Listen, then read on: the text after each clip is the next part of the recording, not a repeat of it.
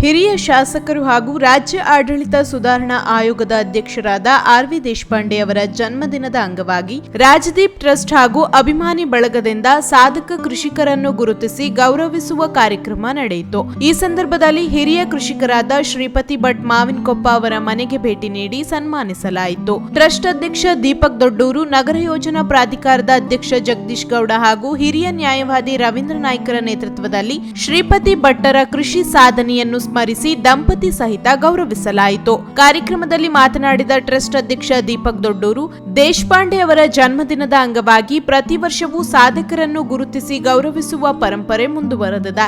ಸಾಧಕರ ಸಾಧನೆ ಇತರರಿಗೆ ಪ್ರೇರಣೆಯಾಗಬೇಕು ಎಂದರು. ಕಾರ್ಯಕ್ರಮದಲ್ಲಿ ಉಪಾಧ್ಯಕ್ಷ ಜೇಮ್ಸ್ ವಾಚ್, ಟಿಆರ್ಸಿ ಬ್ಯಾಂಕ್ ವ್ಯವಸ್ಥಾಪಕ ಕಿರಣ್ ಭಟ್, ಪ್ರಶಾಂತ್ ಭಟ್, ರವೀಂದ್ರ ಕಾಮತ್ ಸೇರಿದಂತೆ ಹಲವರು ಉಪಸ್ಥಿತರಿದ್ದರು.